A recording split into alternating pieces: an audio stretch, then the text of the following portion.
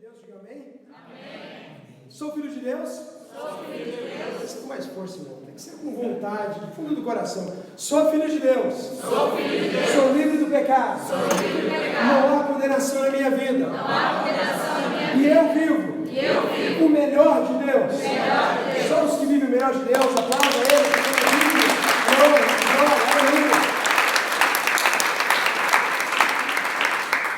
Irmãos, estamos numa série de mensagens sobre Atos dos Apóstolos. Quinta mensagem hoje, e eu queria convidar você a abrir a sua Bíblia no livro de Atos, capítulo 3. Entramos nessa hora no terceiro capítulo do livro de Atos. E um breve resumo sobre o que aconteceu nos dois primeiros capítulos.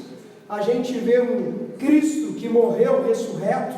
A gente vê nos dois primeiros capítulos esse que vem da morte, vence a morte, andar com os seus discípulos, e depois de 40 dias de aparecer para muitas pessoas, e falar muito sobre o reino dos céus, ele simplesmente é elevado às alturas, na frente de muitas pessoas, e agora vem seres celestiais e falam: irmão, voltem. Por quê? Porque esse mesmo Jesus que foi voltará, mas vocês devem esperar em Jerusalém, fiquem lá.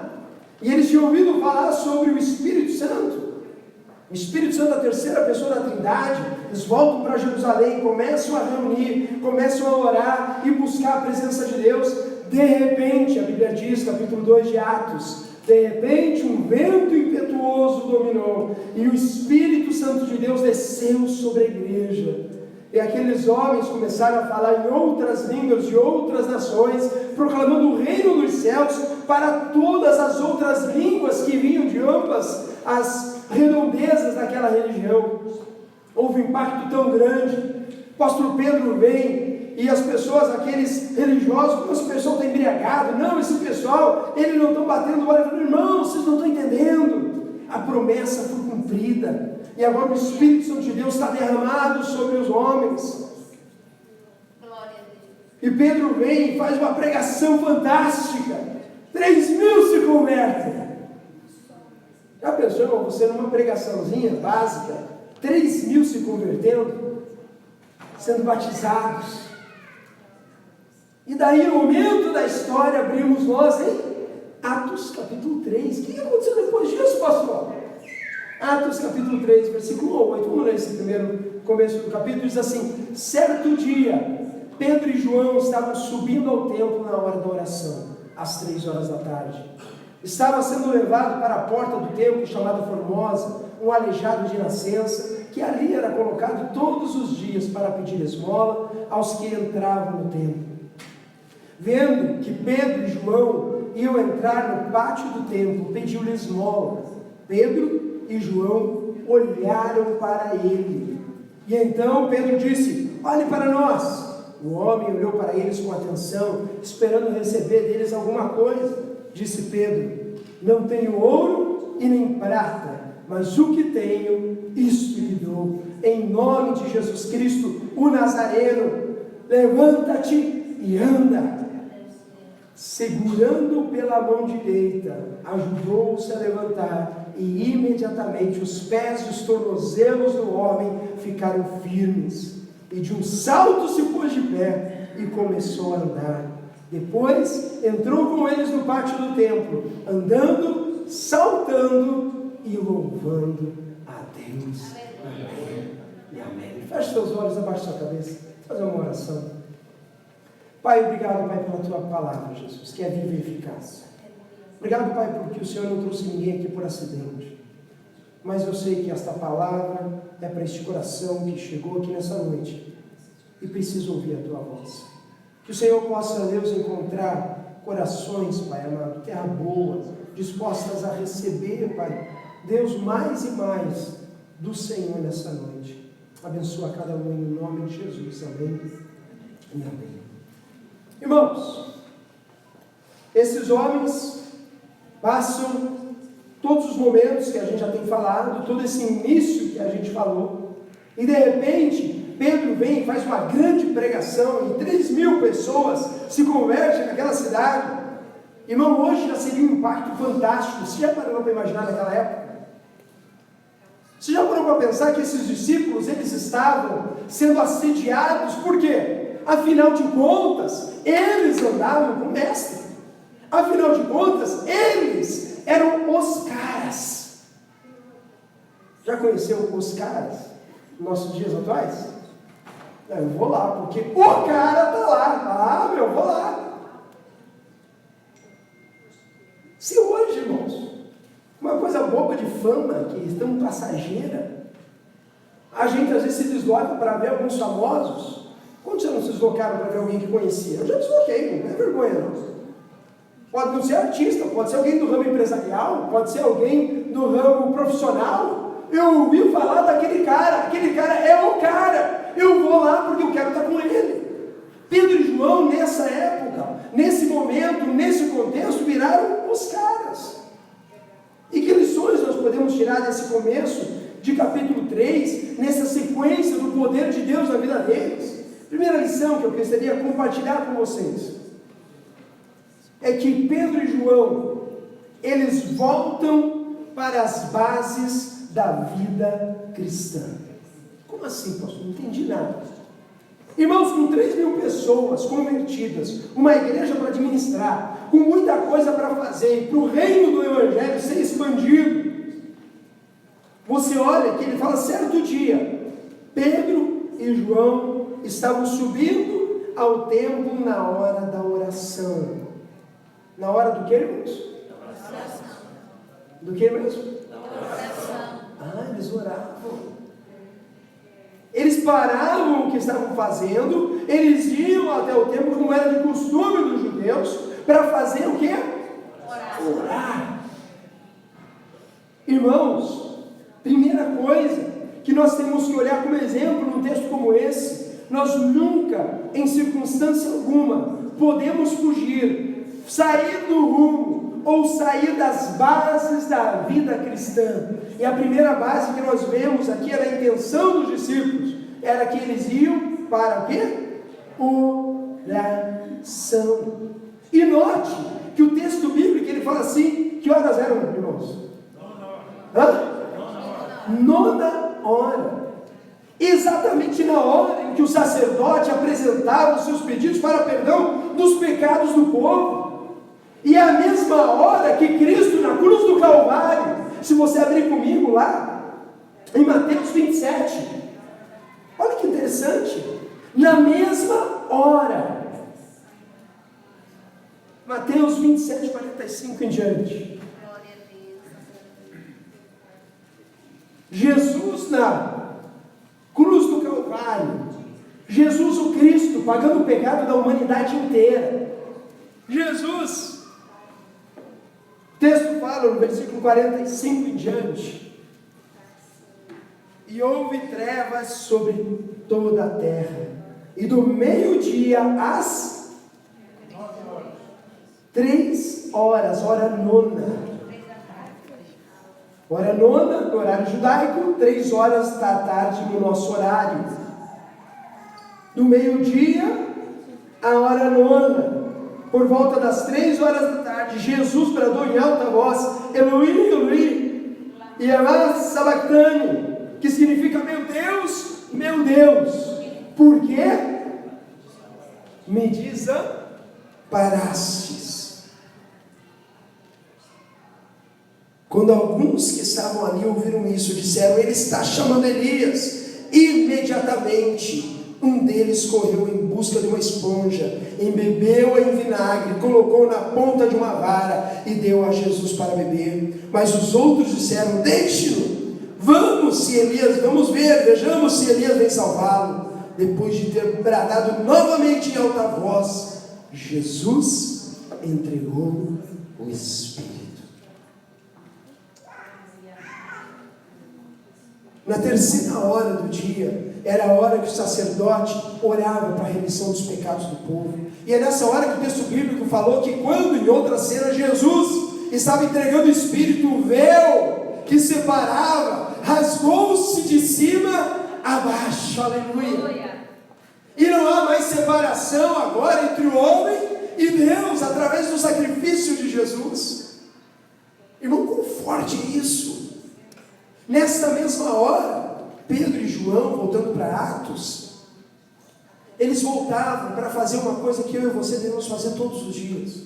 Devemos fazer todas as horas e principalmente nesta reunião que nós temos aqui aos domingos. Por quê? Porque eu decidi servir a Jesus. Eu decidi estar aqui nessa noite. Ou quantos vieram obrigados aqui? Levanta a mão se você veio obrigado aqui nessa noite. Ninguém. Aleluia, Jesus, obrigado. A gente vem voluntariamente.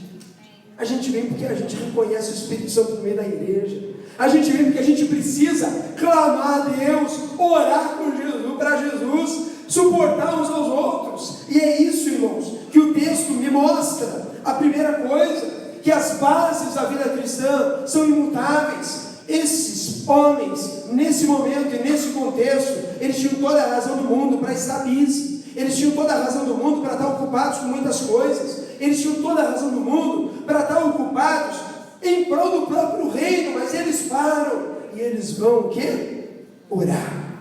1 Tessalonicenses, capítulo 5, versículo 17, fala assim: orai sem cessar. Orem continuamente, não parem. Clama a mim e responder-te-ei, diz o Senhor Jesus. Irmãos, eu não sei como é que é a tua vida no dia a dia, mas uma coisa já está provado, quase há 20 anos, talvez 20 anos já nos Estados Unidos. Aqui parece que o tempo passa mais rápido. Sim ou não? Sim, ó, até viu coro, né? Meu Deus, lugarzinho para passar rápido o tempo. Você vai no mercado buscar um pão, não é no mercado, é lá no mercado, né?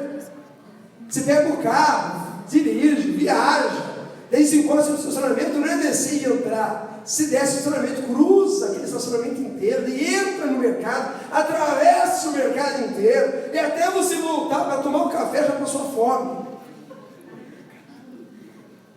E no nosso bis, nesse dia, nessa loucura, se a gente não parar, a gente esquece de orar. A gente come sem orar, a gente sai de casa sem falar com Deus.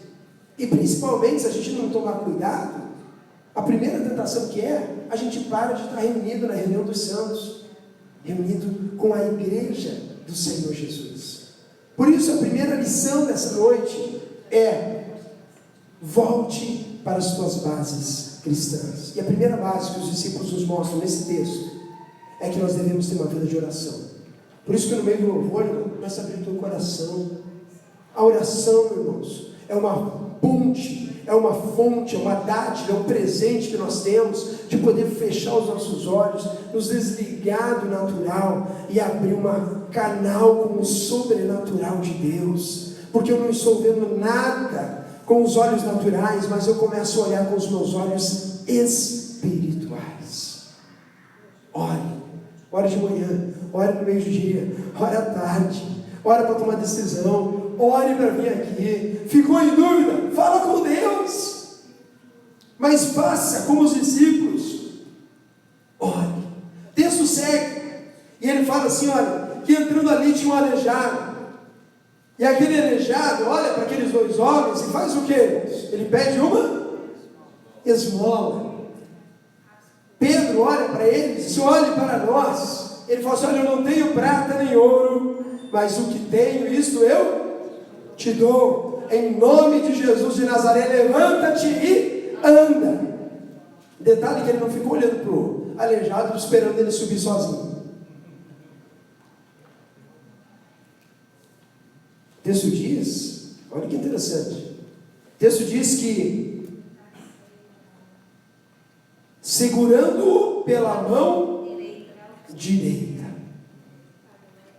Irmãos, oração compreende orar e agir. Eu vou orar para você arrumar um emprego, mas eu também vou falar com 10 pessoas para ver se tem algum emprego disponível por aí, para te abençoar. Eu vou orar pela tua saúde, mas eu vou contatar os contatos que eu tenho para saber se tem algum médico que possa te atender. E Deus, na sua graça e misericórdia, pode te restaurar pelo poder milagroso que curou esse aleijado, ou pode abrir uma porta para um bom tratamento para te abençoar. Amém. Mas Pedro João, eles oram, eles esticam a mão e levantam aquele aleijado. E Deus atua um milagre poderoso. Irmãos, quão poderoso é isso?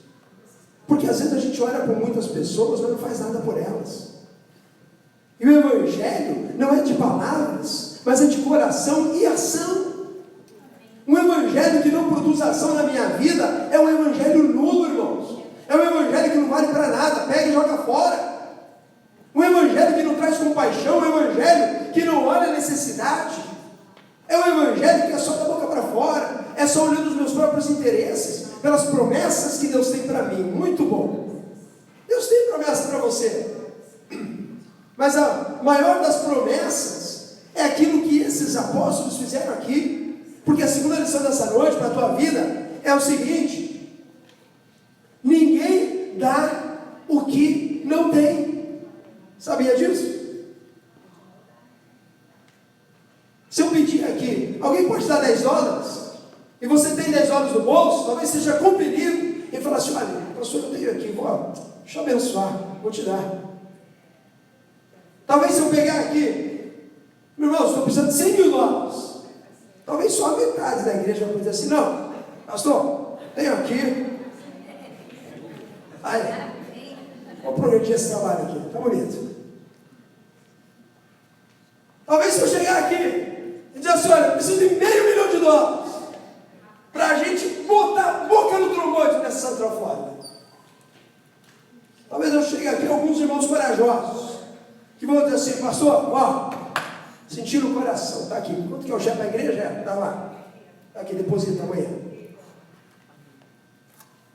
Mas ninguém dá o que não tem. E Pedro e João não tinham $1 naquele dia. Porque o texto nos diz isso. Eles olham para aquele aleijado, eles não tinham contato de médico, eles não tinham seguro de saúde, eles não tinham plano de saúde do Obama, eles não tinham absolutamente nada. E eles falam assim: olha, meu filho, ouro e prata eu não tenho, mas o que eu tenho, isso eu vou te dar. Sabe qual é a lição dessa história, irmão? Você tem repartido aquilo que você tem? A gente falou isso na semana passada, lembra? Sobre a igreja, a gente falou sobre a igreja. E eles se dedicavam ao ensino dos apóstolos, ao partir do pão, à comunhão, ao repartir. Aqui a gente vê de volta. A gente vê de volta que eles estavam repartindo aquilo que eles tinham, irmãos. Nós, como cristãos, nós devemos ter sempre o que repartir. Talvez você não tenha $100.000, se eu te pedir. Mas se você tiver Cristo no teu coração, você vai olhar para mim, você vai falar assim: pastor, vamos orar juntos, porque essa necessidade é justa, e a gente vai orar, e a gente vai clamar a Deus, e nós dois juntos vamos bater as portas, e Deus vai abrir a porta.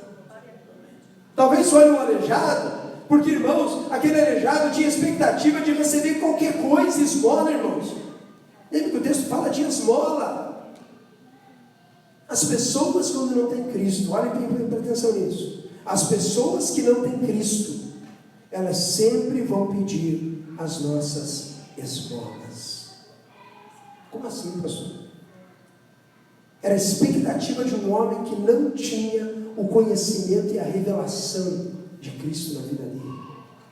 Ele queria alguma coisa. Ele queria alguma coisa para suprir a necessidade dele naquela hora. E that's okay. Porque a postura que nós devemos ter é o que os discípulos têm, é o que o salmista tem. Você abrir em Salmos 37:30, fala assim: a boca do justo profere sabedoria, e a língua fala conforme a justiça. Nós somos justificados em Cristo Jesus, somos novas criaturas, o Espírito Santo de Deus habita na minha vida, habita na tua vida, e agora nós temos o que repartir, aleluia. A pessoa chega do teu lado e ela quer pedir alguma necessidade, E você tem, irmão, você pode não ter o carro, não pode ter o recurso, você não pode ter as ferramentas naturais para ajudar essa pessoa, mas as ferramentas espirituais estão dentro de você, aleluia. Para você orar, para você declarar a bênção, para você levantar o teu irmão, para você dizer para ele: olha, levanta-te e anda. Irmão, tem muita gente nesses Estados Unidos aleijado, nas beiras das portas, esperando esmola. E eu não estou falando de aleijado físico, eu estou falando aleijado espiritual. Tem muita gente nesses Estados Unidos que está parado, estagnado na vida dele, pegando só as migalhas dessa vida. E eu e você estamos em caminho, em trânsito, indo para lá, indo para cá, pega o nosso carrinho de ar-condicionado, vai nas reuniões, vai em mercado, vai no trabalho, vai com todas as pessoas, irmãos, todas as horas, tem mendigos espirituais olhando para você e falando assim: olha, me dá alguma coisa. E eu vou dizer para você, eles não estão esperando saber do teu conhecimento de futebol, do teu conhecimento profissional, do teu conhecimento de Estados Unidos, do teu conhecimento de vida. Talvez eles achem que isso é importante, mas eu te digo, o mais importante que você deve dar às pessoas é o que Pedro e Paulo deram a esse homem. Em nome de Jesus, levanta-te e anda. Sai da tua estagnação, sai da tua morte, sai do sua cegueira espiritual. Jesus tem vida para você. Não importa os problemas, importa que Deus te criou, importa que Deus te amou primeiro, importa que Cristo pagou alto preço na cruz do Calvário para que eu tivesse vida eterna e para que você fosse resgatado. Aleluia! Para que você passasse todas as suas mazelas, todas as suas depressões, todas as suas tristezas, as suas frustrações aos pés da cruz, e eu pudesse aliviar o teu coração, porque Jesus fala assim: olha, eu quero que você troque o teu fardo que é pesado, irmãos. Às vezes o fardo está pesado, sim ou não? Quantas vezes o fardo está pesado, irmãos? Quantas vezes a gente está que não aguenta mais? Quantas vezes a gente está assim: vou jogar a toalha, não aguento mais. Jesus olha para o nosso coração no íntimo lá e fala assim: vinde a mim, todos que estão cansados e oprimidos, e eu vos aliviarei. Glória a Deus. Irmãos, a gente precisa chegar na presença de Deus em oração, e a gente, para repartir, tem que ter. E os apóstolos fizeram isso com aquele homem. Em nome de Jesus, levanta e anda, igreja. Em nome de Jesus, aprenda com os apóstolos. Porque esta cena, eu quero um pouquinho mais à frente no capítulo, esta cena foi um milagre maravilhoso. Quantos concordam? Digam amém. Amém. Se eu falasse para você domingo que eu vou trazer o aleijado aqui, vou fazer ele andar, eu garanto, irmão, teria o dobro de pessoas aqui nesse domingo que vem. Tudo o quê? E foi um milagre tremendo. Só que o que acontece quando segue o capítulo 3? Esse fato, ele começou a criar um burburinho, porque aquele homem era conhecido naquela região. Todo mundo sabia que aquele homem não andava. E o povo todo começou a ficar horroroso. Como é que é esse pessoal? A chegar ao ponto de Pedro se levanta, se você for um pouquinho mais para frente,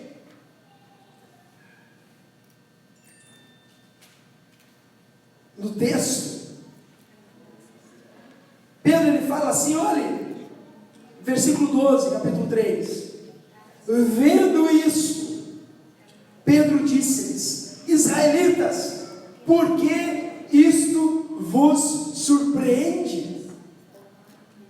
Irmãos, a gente não devia ficar surpreso quando a alma se regenera, quando alguém está aleijado e começa a levantar, quando alguém estava morto e encontra Jesus e começa a andar firme na fé. Por quê? Porque Pedro ele fala assim, olha, por que isso está surpreendendo vocês? Porque vocês estão olhando para nós. Pedro fala assim, por que vocês estão olhando para mim, para Pedro? Por que estão olhando para os apóstolos, para Paulo? Por que tu está valorizando o homem?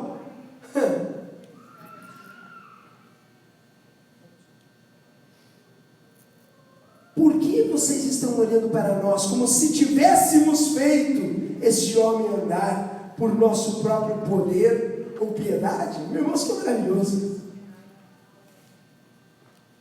Para pensar, pessoal. O cara faz uma aleijada andar na tua frente. 2.000 anos atrás já é um absurdo. Hoje, então, e aquele pessoal começou a ovacionar os homens. Pedro é o cara, é muito ungido, é bom demais, esse é santo, eu quero estar perto dele, quero tocar nele, quero tirar foto e botar no Facebook. Eu vou. Eu e Pedro, tá, a graça está no jeito. Imaginou? Pedro não prepara. Está olhando para nós. Como se isso que aconteceu fosse uma coisa do nosso próprio poder ou piedade. Em outras palavras, não era o propósito deles curar aquele aleijado naquela hora, naquele momento, pessoal. Eles não planejaram nada disso. Porque no começo eles estavam indo para fazer o quê? Orar. Eles estavam no caminho, na hora que eles iriam orar, a mesma coisa que você está indo para a reunião de quarta-feira de oração. Lá na casa da Santa. De repente, para no mercado para comprar um bolinho para o pastor, para a pastora. Pegar, para agradar hoje, né? Fazer moral. Comprou um café moca para o pastor, porque o pastor gosta de café moca, gelado, assim, bom, ou quente, moca, grande moca. Bom, irmãos, você nunca vai errar de me presentear se eu trazer um grande moca quente para mim. Fica à vontade, Deus use a tua vida. O dia que eu não estou hoje, tá tranquilo. Vamos lá. E no meio do caminho, eles encontram um aleijado, encontram alguém que estava em dificuldade, encontram alguém, não era plano deles. E ele vai, por que vocês estão olhando para a gente como se a gente fosse grande coisa? Não é meu plano, eu estava indo orar, se aleijado, tudo na minha frente, pedindo esmola, não tinha dinheiro. Talvez se eu tivesse dinheiro, eu daria um trocado para ele e continuava a minha oração. Quantas vezes a gente não fez isso? Eu vou ajudar, tá? $1. Sai como se tivesse a maior boa vontade do mundo, se fosse o santo. Você parou no trânsito aqui, no sinal, você viu o cara 10 vezes, na 11ª vez você sentiu preso na consciência, acho que vou dar $1 para esse cara que está na esquina. Aí você tira aquele dólar com uma dor no coração lascado, dá. Como eu sou cristão, bom, né? Ajudei o mendigo hoje. Ele não tinha ouro nem prata. E ele fala assim: olha, tudo que aconteceu ali não era o meu propósito. Segunda coisa, não era do nosso poder. Eu não tenho poder nenhum para fazer nada. Pastor, não fala assim, tão chato. É o propósito que eu estou falando. Vocês estão me abordando como se eu tivesse feito alguma coisa. Eu não tenho poder para fazer aleijado andar. Eu não tenho poder. E eu não sou piedoso, eu não sou caridoso. Ou melhor, eu posso ser caridoso, mas não é a razão de eu ser caridoso que fez esse paralítico andar.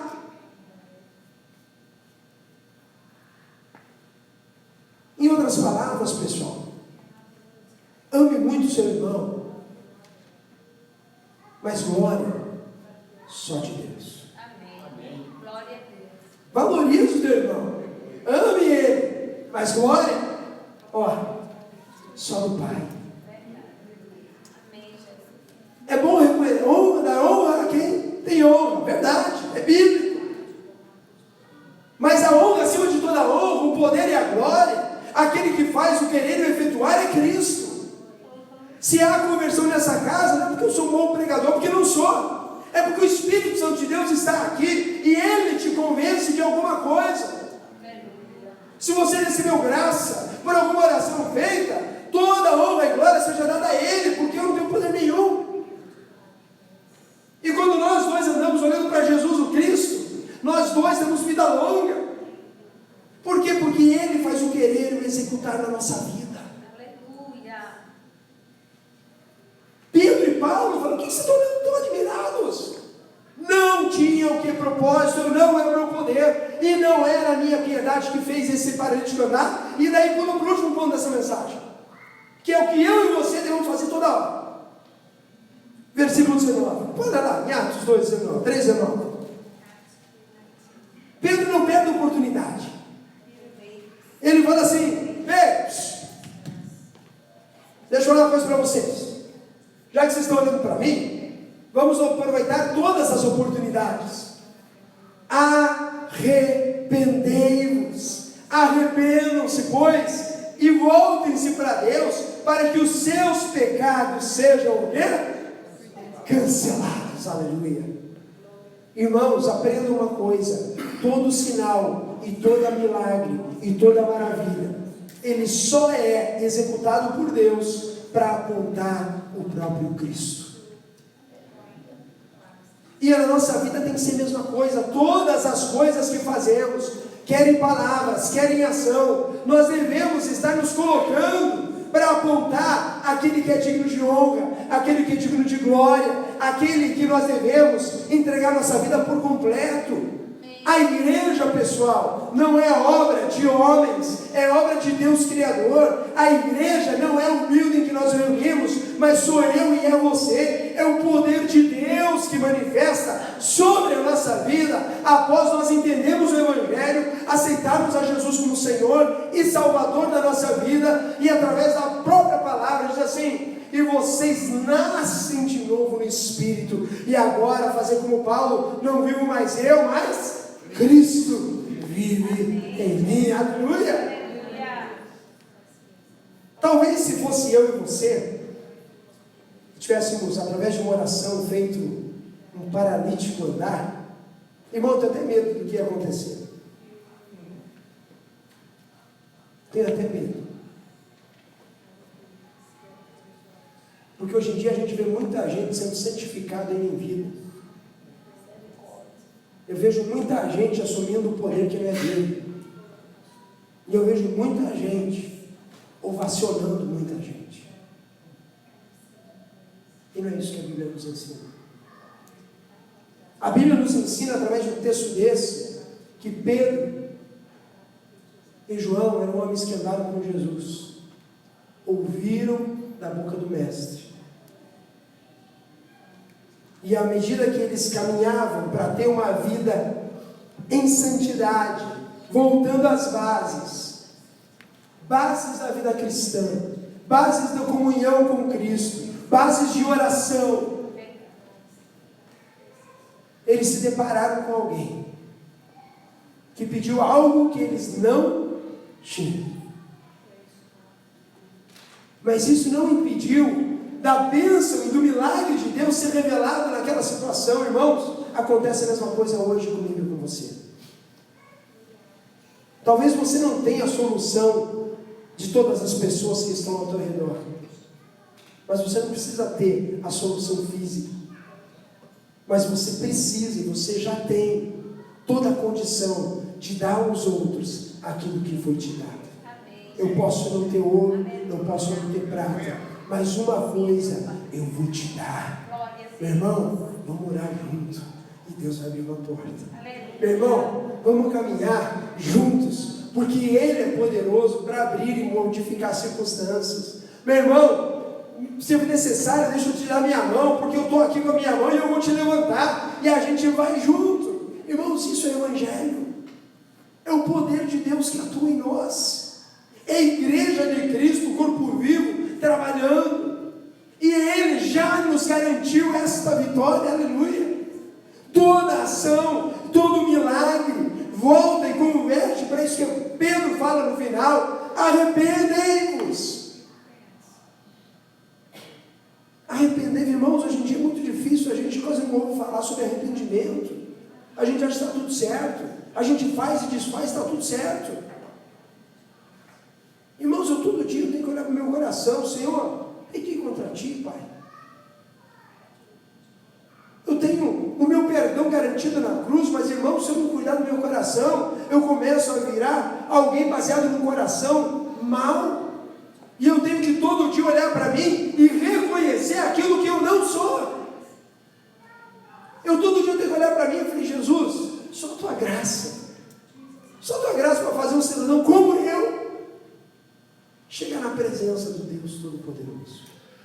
Só a tua graça para fazer um cara todo defeituoso como eu ter condição de subir nesse púlpito e pregar. Só a graça de Deus para fazer com que eu e você conseguíssemos, pelo poder de Deus, a gente se unir, irmãos, num só propósito, numa só mente, num só coração, repartindo aquilo que temos e caminharmos em caminho à pátria celestial. Eu não tenho ouro e nem prata, mas o que tenho, isso eu te dou. Nessa breve mensagem de hoje, a única dúvida que fica, e a única pergunta que fica para você nessa noite, é se nós temos para dar. Porque diante do texto bíblico tudo é muito legal. E eu acredito e creio que você entendeu a mensagem dessa noite. Mas, irmãos, nós vivemos numa era que nós temos a capacidade e as ferramentas para alcançar muita gente, para tocar muita gente, para repartir aquilo que temos, para exalar o bom perfume de Cristo por onde andamos. E a convocação dessa noite é para que você olhe no teu coração e reconheça que você já tem aquilo que necessita para repartir com os outros. Nós vamos sentar à mesa daqui a pouquinho. Nós vamos estar sentados naquilo que é uma das ordenanças de Jesus. Fazer isso em memória de mim, diz o Senhor, até que eu venha. Nós vivemos Atos 29, irmãos.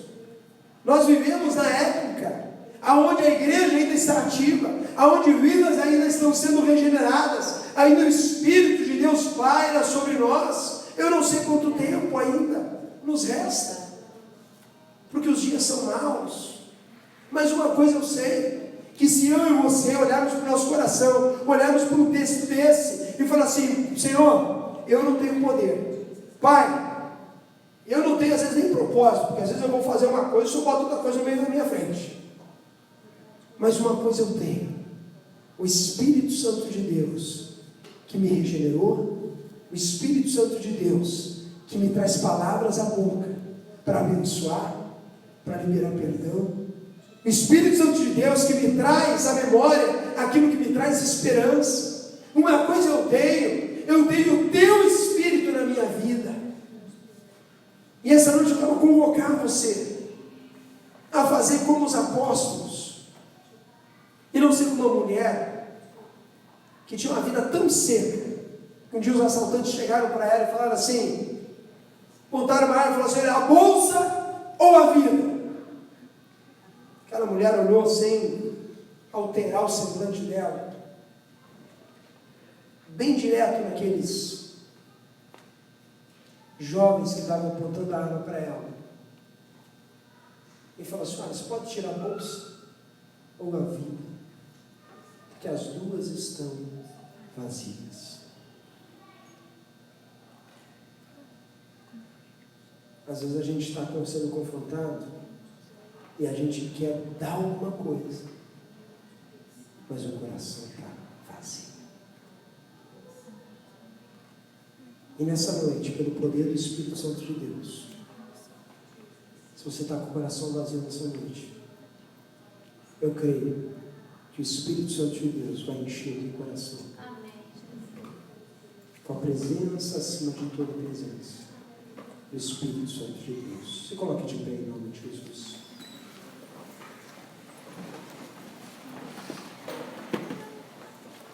Eu não tenho ouro nem prata, mas aquilo que eu tenho, isso eu te dou.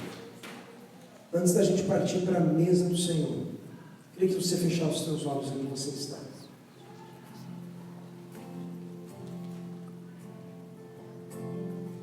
O Evangelho é simples, irmãos, basta crer.